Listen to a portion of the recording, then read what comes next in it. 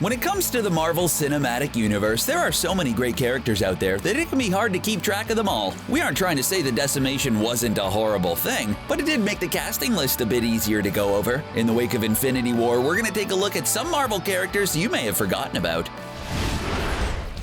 In Guardians of the Galaxy, we were introduced to the Collector, who, collects things. Not to be confused with those pesky watchers who only watch things. The Collector has accumulated quite the stash of unusable items over the years, but he doesn't limit his treasures to inanimate objects. Oh no. Cosmo the adorable astromutt was once a specimen from the USSR space program who ended up making his home in the Collector's Museum. It's safe to say Cosmo has a much happier life than many dogs involved in space programs, and many of the people in the MCU for that matter. Last we checked, Cosmo's still alive, and we even saw him in the end credits of Guardians of the Galaxy Volume 2. In the comic books, Cosmo has a slightly bigger role and actually joins up with the Guardians. Maybe if he ever learns to get along with Rocket, this could happen in the MCU as well. Now there's a buddy movie I'd watch. Okay, we won't make you admit it, but we know you remember the 2008 movie The Incredible Hulk. Despite starring much-beloved actor Edward Norton, the movie paled in comparison to Iron Man and was soon nothing more than a footnote in the history of the MCU. While some of these characters are gone, not all of them are forgotten. The Russo brothers confirmed Betty Ross was one of the victims of the decimation, which seemed kinda unnecessary since we hadn't thought about her in a decade. But one enemy of the Incredible Hulk who's still around is the Abomination. Emil Blonsky was once a special ops commando before being injected with a super soldier serum. Let's just say he didn't have the same aesthetically pleasing results as Steve Rogers, especially when he received some of Bruce Banner's blood. Eventually he was defeated by the Hulk and taken into custody, but he's still very much alive. Still very much ugly. Ugh. It's hard out there being an actor or being an actor playing an actor in the Marvel Cinematic Universe. Just ask Trevor Slattery, who appeared in Iron Man 3 masquerading as the Mandarin. He was struggling with addiction and a myriad of other issues when he was offered assistance from Aldrich Killian. It turns out this acting gig wasn't that great, and his portrayal of the terrorist Mandarin was a little too much on the nose. He took credit for heinous crimes perpetrated by Killian and was eventually captured by Tony Stark. Masquerading as the Mandarin made Slattery some very powerful enemies, including the real Mandarin, who had some creative differences with the way he was portrayed. All in all, this is probably one portrayal Trevor Slattery probably wants to forget about. However, his career prospects in the MCU have improved after his appearance in Iron Man 3, and soon, hopefully, maybe, we can finally get the real Mandarin?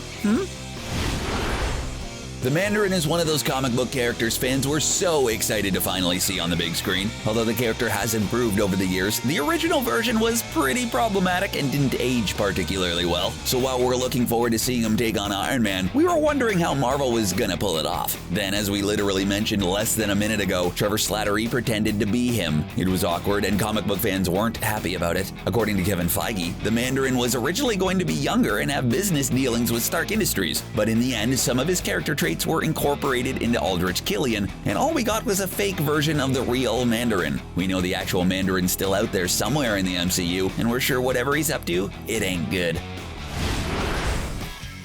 If you totally forgot about the character Dr. Samuel Stearns, quite frankly, we don't blame you. After all, he was in that one MCU movie most of us tend to forget about, The Incredible Hulk. The film wasn't terrible, but it definitely wasn't good. In the movie, Dr. Samuel Stearns was working on creating a cure for Bruce Banner and his little Hulk problem. He did come up with an antidote, but it was only a temporary one. The same experiment had a very different results when applied to Emil Blonsky, who transformed into the Abomination. Yeah, we're not doctors, but that seems like a worst-case scenario. We're also not sure about the legal and medical ethics of getting your patient's blood in your head wound, but that's what Stearns did. Ew. It caused him to go a little crazy, try to bribe Black Widow, and end up being taken into custody by S.H.I.E.L.D.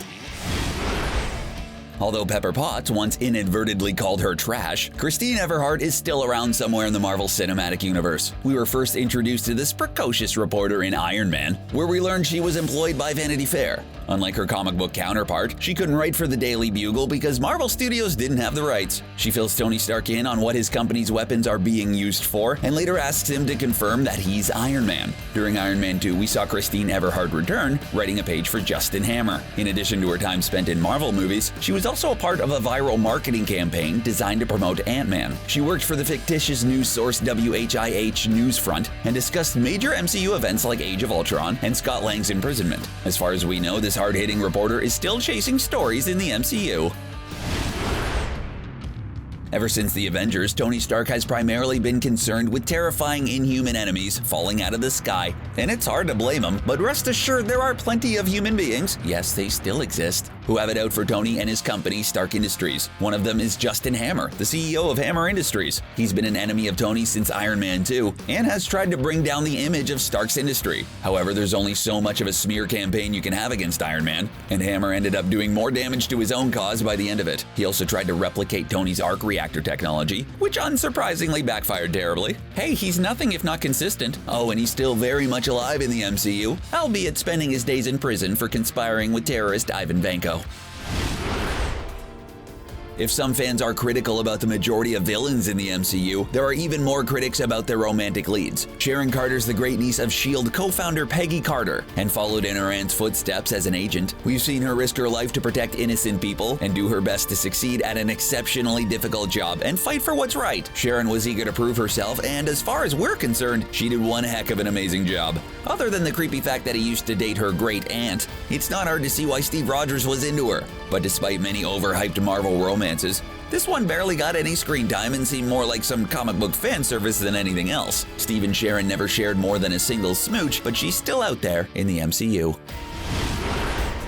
Speaking of romantic interests in the MCU that fell completely flat, we have Jane Foster, a scientist with a brilliant mind but a sadly underdeveloped personality and a subpar love interest in the Thor franchise. When she didn't appear in Thor Ragnarok, most of us weren't surprised and even fewer were disappointed, but actress Natalie Portman has recently said she'd consider rejoining the MCU, and the Russo brothers have made some surprising comments about Jane. She hasn't been seen in the MCU since The Dark World, yet the Russo brothers claim that revealing her status following the decimation would be too much of a potential spoiler.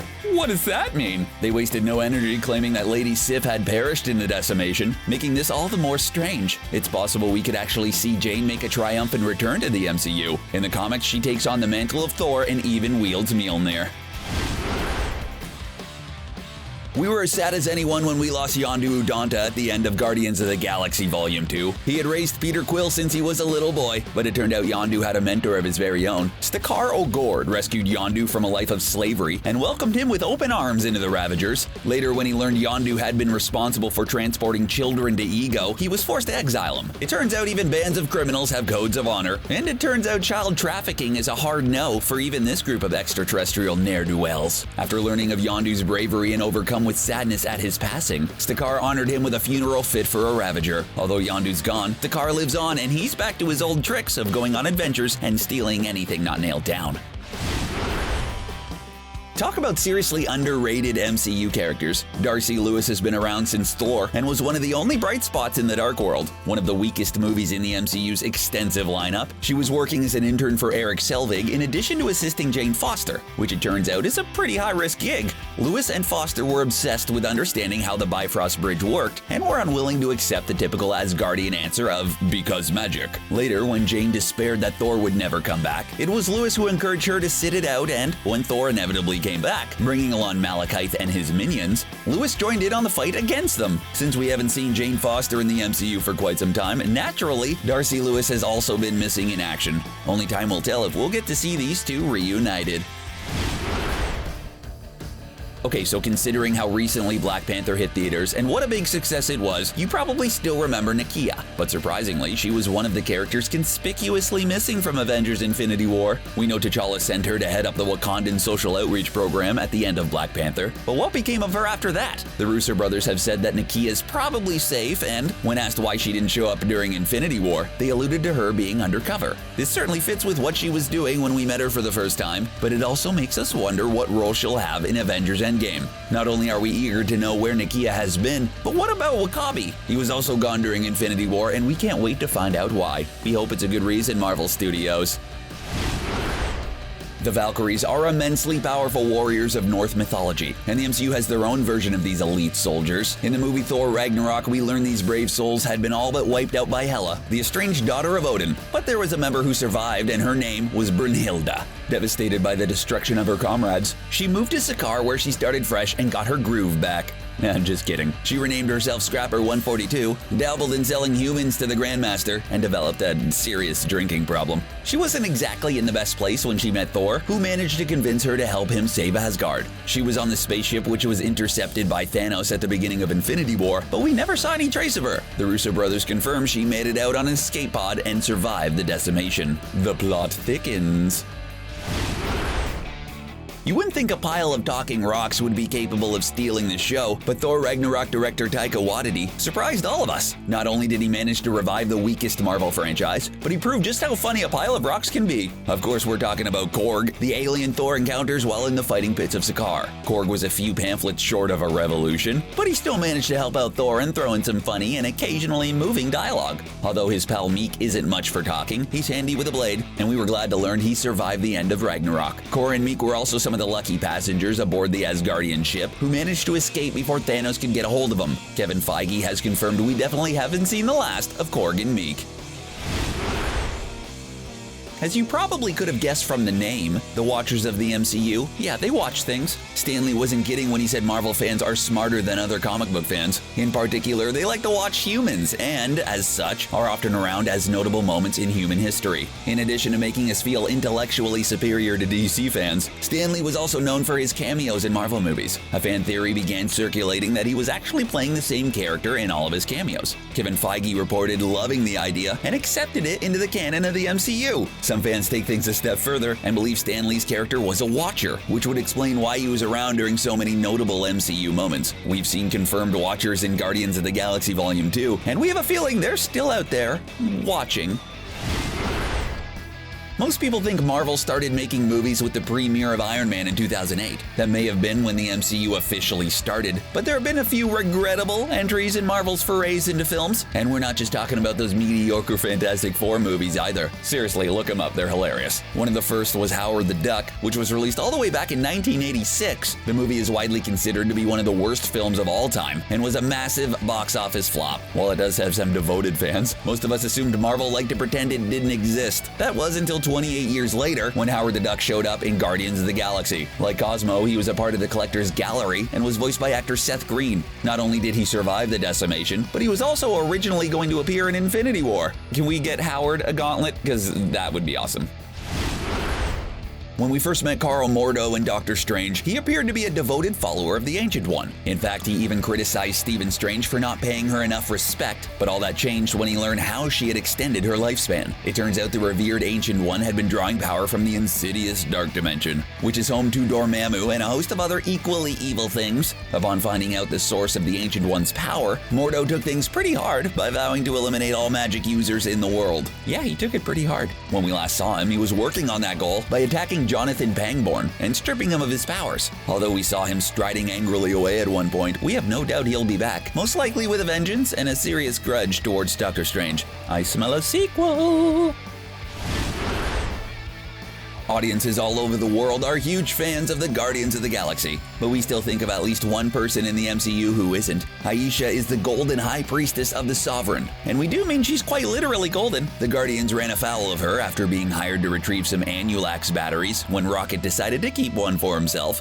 Maybe more than one, yeah. Aisha may have ignored Peter Quill's inappropriate comments, but this was just too far. Aisha ordered the Guardians destroyed, which was what led them to a crash landing. After her fleet was decimated by ego, she hired Yondu to bring Peter and the Guardians to justice. But this doesn't work out very well for her either. Not only is Aisha still alive, but she's also still livid and has created a rather impressive way of wiping out the Guardians in the future. It's something Marvel fans couldn't be more excited about.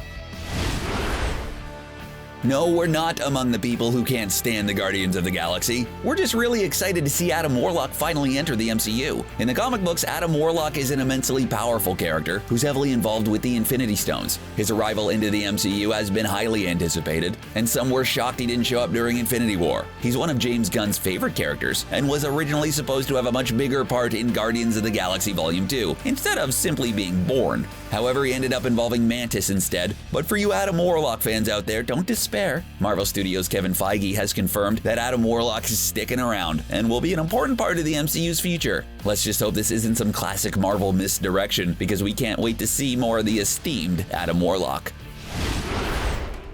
Helmut Zemo's one of the best villains in the history of the MCU. No, not because of his superpowers, he doesn't have any of those. He's just a compelling villain in a universe where way too many are one-dimensional. He's just an average dude with a family that was inadvertently destroyed by the Avengers. After deciding he had an honestly justifiable beef with our favorite superheroes, he set his mind to tearing them apart from within. He managed to pit hero against hero and successfully fractured all the hard work Nick Fury put into his Avengers initiative. Sorry, Nick. Rather than being captured at the end of Captain America Civil War, Zemo attempted to take his own life. Even though he ended up being captured, he still managed to give himself a verbal pat on the back for a job well done. We can't imagine his time in custody has improved his opinion of the Avengers.